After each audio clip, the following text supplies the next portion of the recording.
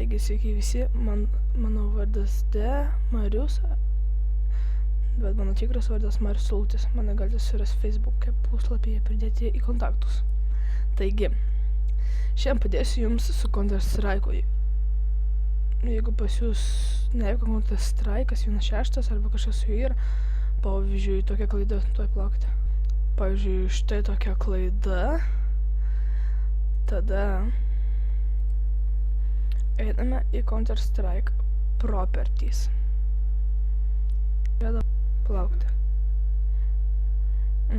Find Target.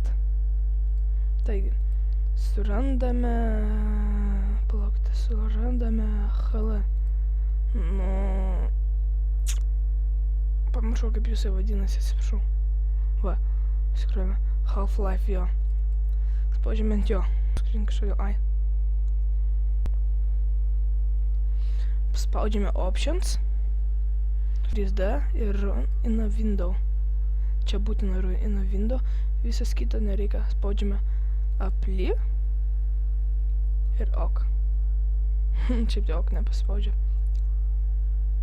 Dabar laukime, kol man pasikraus. Pasikraus, aš nežinau, kiek tai reikės šitą dalį atkirpti. Turbūt nereikės. Taigi, kaip įsijungs Counter-Strike'as, aš jums parodysiu. Taigi, štai matote, Half-Life įsijungia, išeiname iš Half-Life. Tuoj plaukite. Taigi, štai, dabar einame į Counter-Strike.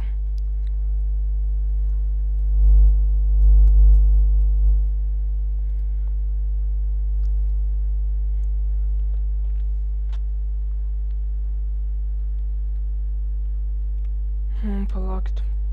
Na, štai. Tuoj kraunasi. Na, atrespawnai, palaukit, padarysiu pauzę. Štai. Jeigu čia info dabar.